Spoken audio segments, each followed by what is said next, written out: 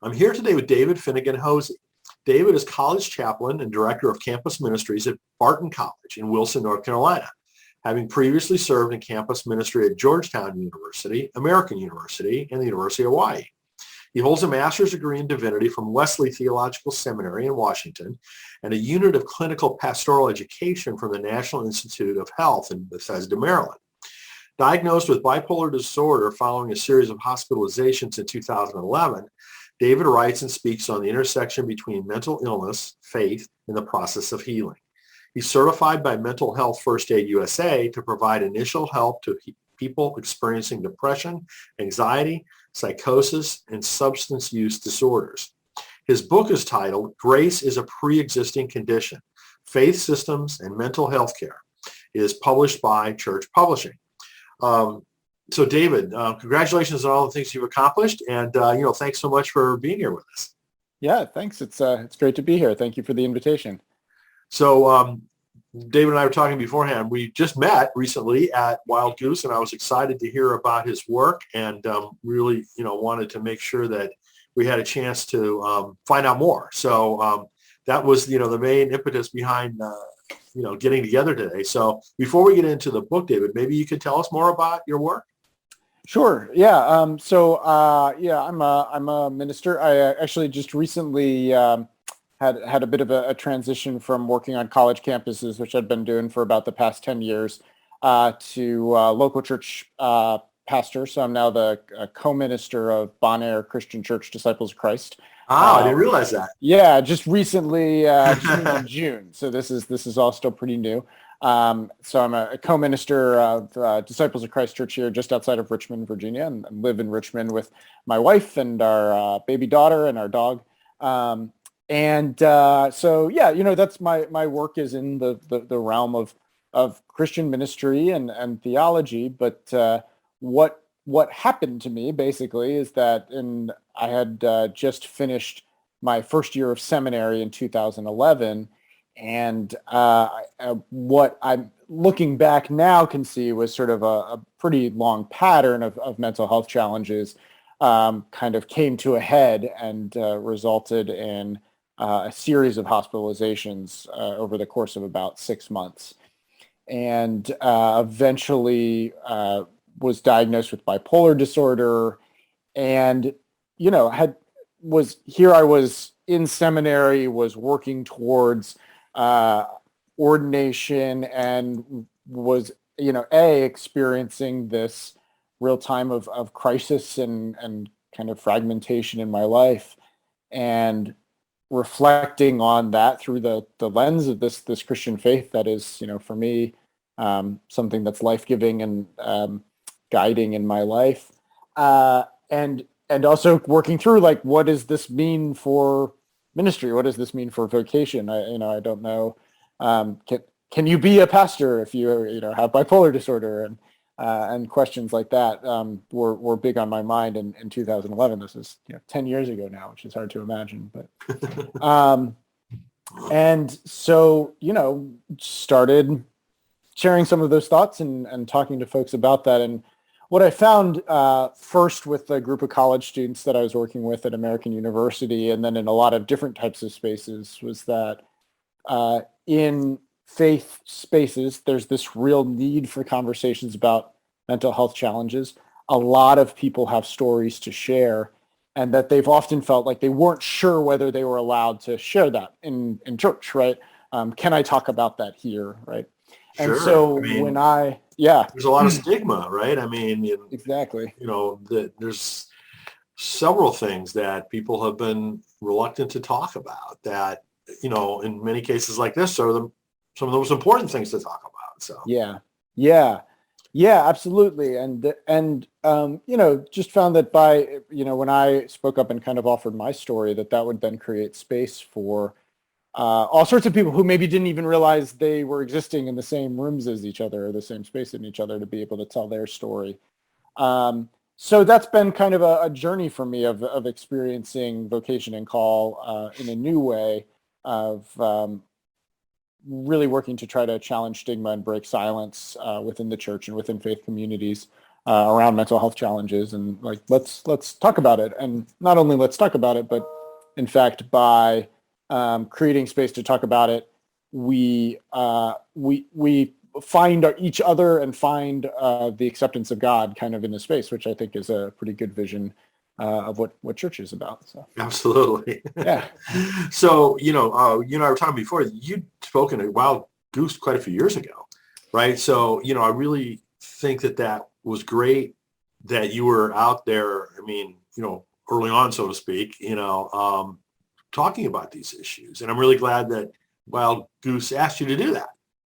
Yeah, I believe when Sarah Griffith Lund and I spoke 2017, 2016, I'm forgetting exactly the year, but I think it was the first time there had been a talk specifically about mental health at that festival. And a ton of people showed up. I mean, basically just we really saw the need for it, the desire for the conversation.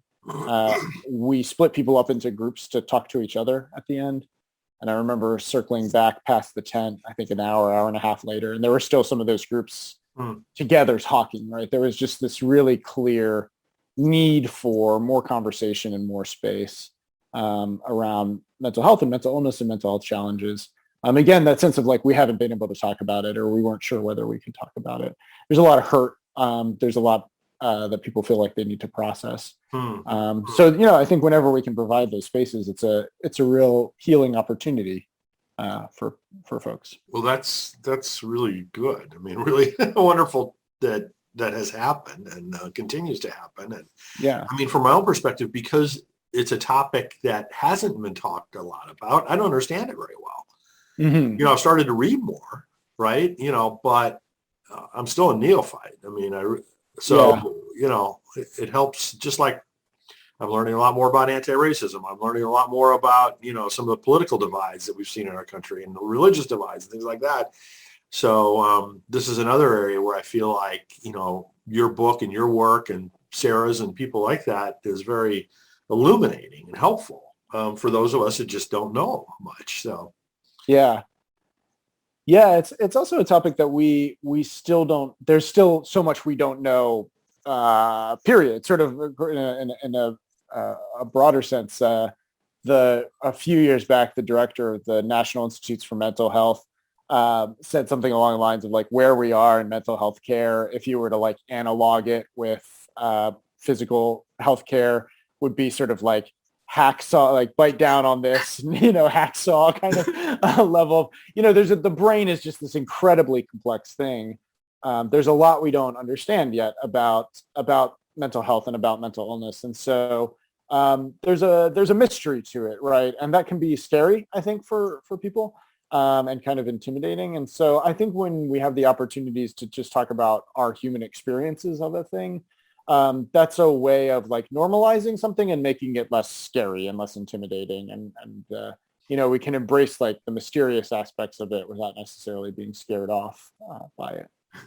So side note, I'm in the midst right now of reading another book called Successful Aging, and it's written by a neuropsychiatrist, I think is the right term, but it talks about how the brain works and all these kinds of things that again, I never had any clue about. So yeah. And it echoes what you just said a moment ago about how little we really know, how little we really till understand all this. So yeah, a lot of opportunity there. Yeah. So let's talk about your book. Grace is a Pre-Existing Condition: Faith, Systems, and Mental Health Care. So tell us about how did that come about? Yeah, so in 2018, I published my first book, Christ on the Psych Ward, which was very much about the experience of being in the hospital and kind of reckoning with some of the spirituality and the theological questions that came out of that, the questions of vocation that came out of that experience. And as I was writing that book and talking about it, I found myself talking a lot about sort of the importance of understanding like my story as a single story, right? So this is a story of a person's experience with mental health challenges and with the mental health care system. There are a lot of other stories out there, and we need to have multiple stories in order to have the bigger conversation about mental health care, particularly in this country, like related to the mental health care system in the United States, including, right, a lot of stories that lack elements of privilege or of advantage that I hold, right? Economic access, knowledge about access to care, racial disparities, urban-rural disparities in terms of the provision of care and care providers.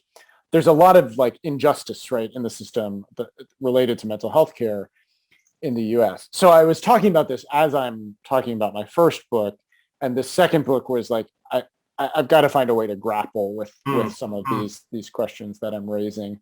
So the book starts a large and complex and thorny issue, right? You just pointed all these different aspects of it that are very complicated and tough to handle. Yeah, it's definitely it was a big swing, and I'm not sure that I maybe got to first base. I don't know, but well, there's an opportunity for another book or two, right? So that's okay. For someone else, maybe. To take up the mantle. But I start the book with these sort of three stories. The story of of hospitalization and beginning to tell that story and breaking stigma and silence. And then a second story of just at the same time that's going on. It was 2012 when I got out of the hospital and found out that the insurance company had deemed my condition to be pre-existing. And so I didn't have insurance coverage for those hospitalizations. So I ended up in a massive amount of medical debt, right? Wow. Which is a huge issue in the U.S., $1 trillion of unpayable medical debt, basically, in the United States, many of which is held by families who have like a $600 bill that they can't pay off, right? I mean, just wild. And I'll come back to that later. There's some ways we can work on that. So, at the same time as I'm learning to tell the story and like finding a new sense of vocation and calling around it, I'm, under this mountain of debt because of our really broken healthcare system. And then the third story is around the same time. I'm talking to a therapist who basically said, like, look, most men with your condition end up in jail, right? And so for many, many people in the U.S., mass incarceration, chronic homelessness, and the revolving door between those two, along with like either encounters with police, fatal encounters with police, right? That's what having a mental illness in the U.S. means for a lot of people, right? Mm-hmm. So if you just had my one story, you wouldn't have those stories. We got to talk about this stuff. When we talk about mental health in the U.S., it's not just about me. It's also about what about folks who are incarcerated? What about folks who are homeless? What about folks who are stuck in medical debt that they don't know how they'll ever get out of? So how do we even approach this, right? How do we even start having these conversations? And the avenue for me to even start approaching and talking about this incredibly complex system was I stumbled on this passage in Ephesians, and it's a passage that if you've grown up kind of in the Protestant world, almost by heart, where Paul, or whoever wrote Ephesians, but we'll say Paul for the sake of simplicity for now, says, by grace you have been saved and not by works. Great. Okay, we've got that. Except when you zoom out a little bit from that passage, he goes on to say, like, and the reason you've been saved is so that you can do good works. And then you zoom out a little bit more from that passage, and the entire surrounding piece of the letter is about powers.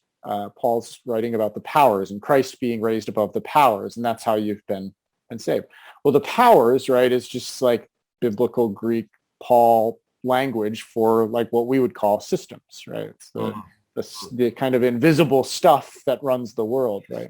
So here's this really familiar passage for Protestant Christians. We're saved by grace through faith, but it's actually embedded in this thing that's about being saved to be freed up to do good for the community in the context of these powers that are kind of denying people what they need for life. So that the book then ends up kind of organized of like, we're saved by grace. And Paul writes about this was formed before you were even here, like before the time even began. this was formed for you. So it's a pre-existing state, right? Grace is pre-existing and saves you from oppressive powers, from harmful powers for the work of the common good.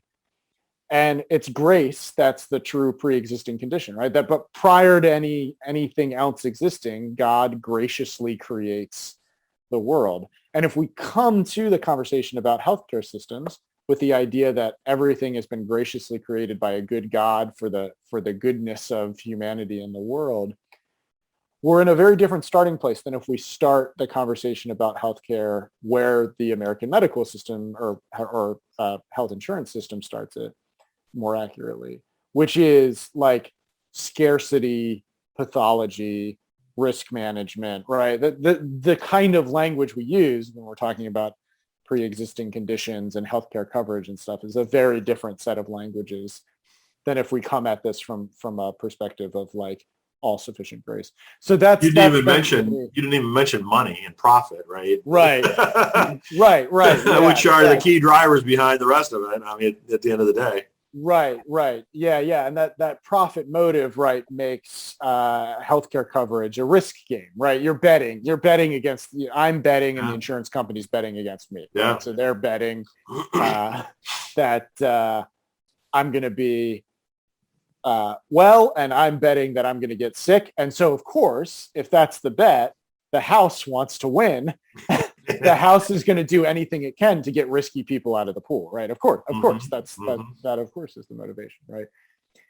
Which is fascinating, right? Because that's also how much Western Protestant conversation about salvation happens. It's like a bet, like you're just betting on, it's your fire insurance, right? I'm just, I'm going to say these words about Jesus, and that'll save me, hopefully from eternal damnation, right?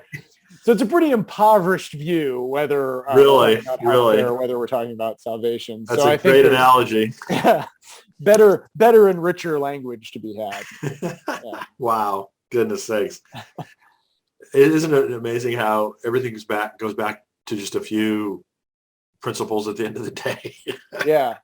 Love, hate, greed, power. I mean, right. Yeah, or in kind of Protestant and Christian theological parlance, right? I mean, like Protestants in particular should be very suspicious of anything that's works-based, right? Which is our entire insurance. I mean, like our entire insurance infrastructure is based on more than half of people who have health insurance in this country have it through their employer. So it's works-based, right? I mean, it's like the definition of works-based, which it turns out is a really bad idea when, say, all of a sudden, I mean, it's a bad idea anyway, but when all of a sudden a whole lot of people lose their jobs in the midst of a global pandemic, you see all of a sudden in really grim detail and reality how terrible an idea a system is that's based on the idea that you have to be able to work in order to have the basic thing that's needed for abundant living, right? It doesn't work. Not even just work, right? But work at a place that gives you health insurance. Right. Work at a place that gives you decent health insurance. And oh, by the way, that company is motivated just like the insurance company is motivated to minimize their costs. Yeah. So yeah. Working against us, right? With that model.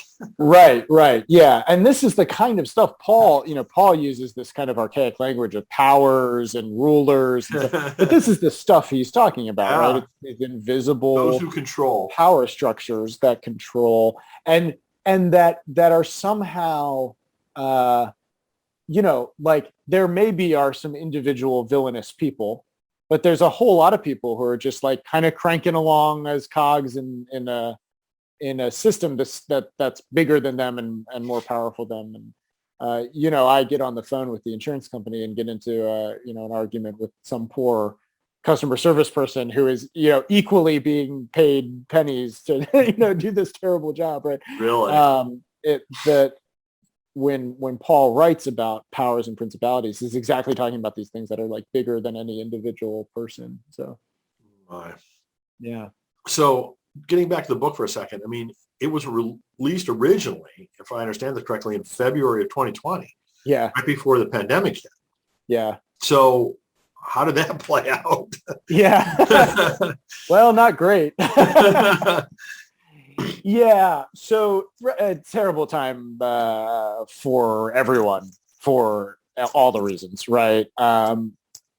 And so like within how terrible a time it is, I mean, it being a terrible time to launch a book seems like a pretty small complaint comparatively. Well, except for you or the not a great time to launch a book. And also, like, interestingly, I had sort of intentionally planned to get this book out into the world in the lead up to the 2020 election, with the idea that healthcare and pre-existing conditions and the Affordable Care Act and other proposals for how we might organize a healthcare system would be sort of on the table in this election. So I wanted to be part of that conversation. And it's a little funny going back and reading the book based on when it was released, is that like it almost seems quaint. I mean, compared to what the conversation then needed to become in the months that followed it. Because of the pandemic, or because of the pandemic, right? And because of the ways that the pandemic revealed an even more gruesome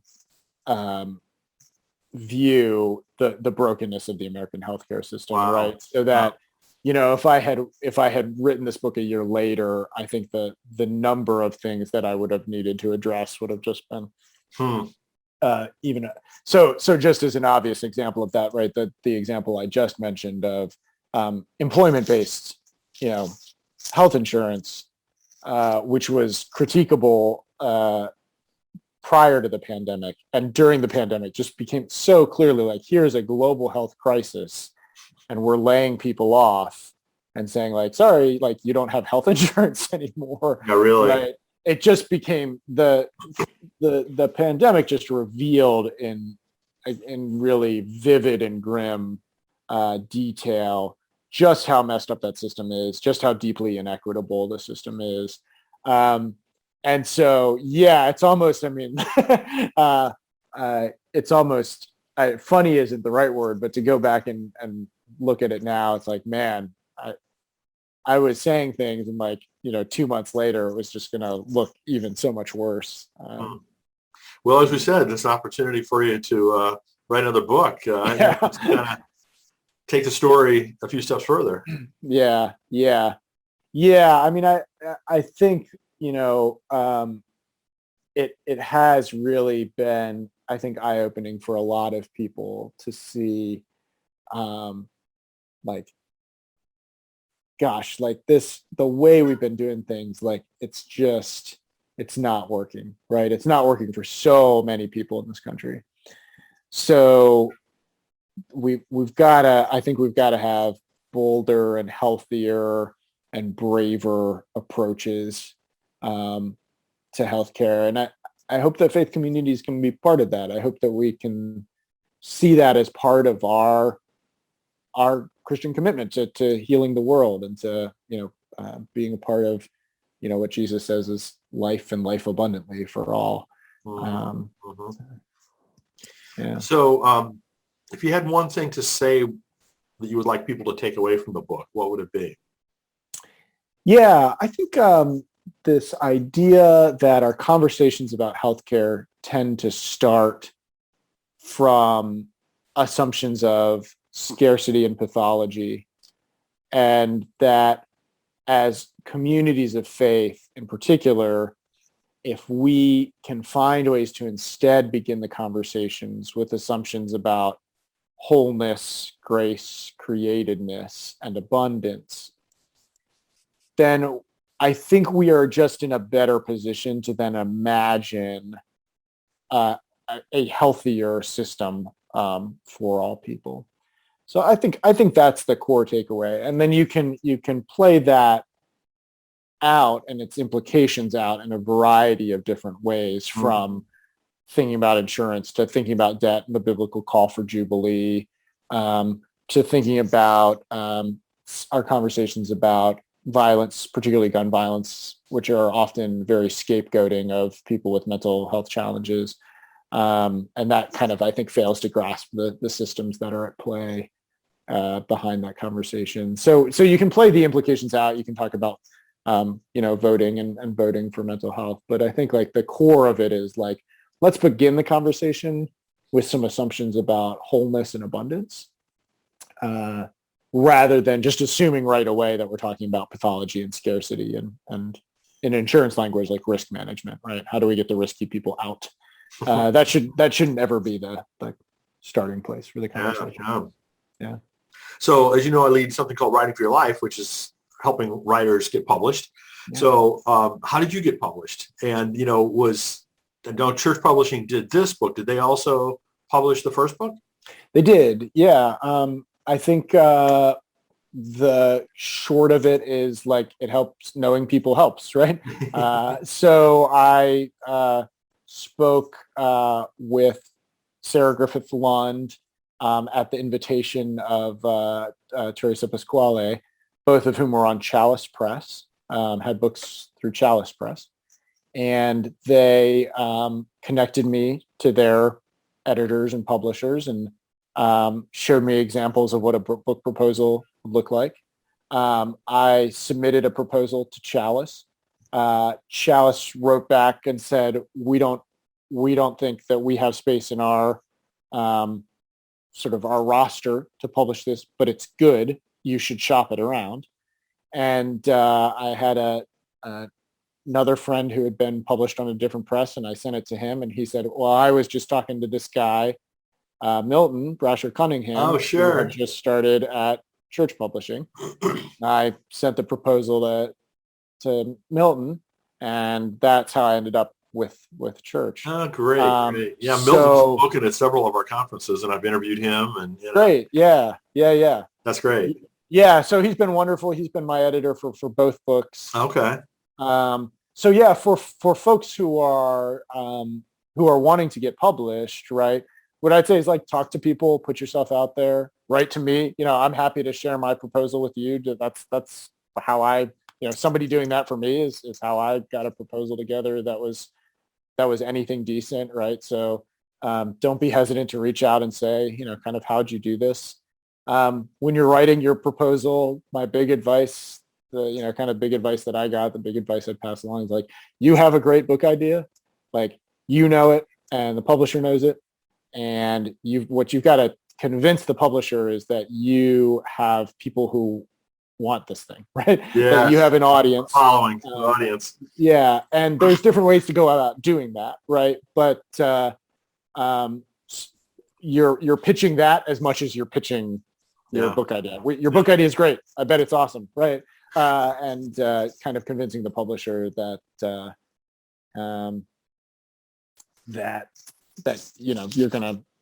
you're gonna have some people who are interested in reading this thing is important. Absolutely. The other thing I'd say is I found a publisher. It's been great.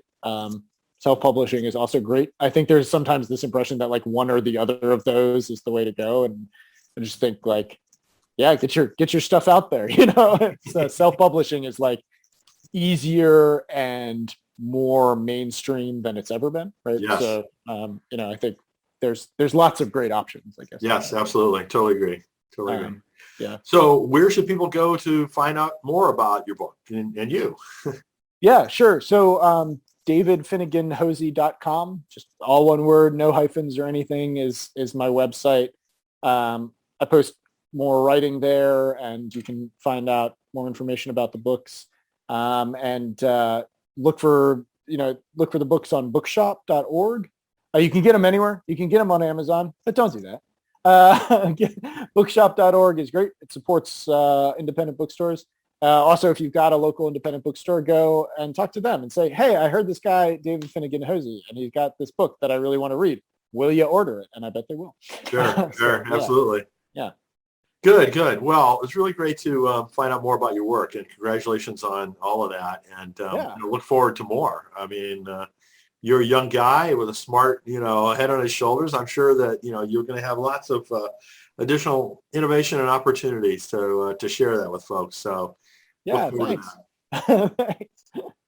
All right. Thanks, David. Thanks so much, Brian.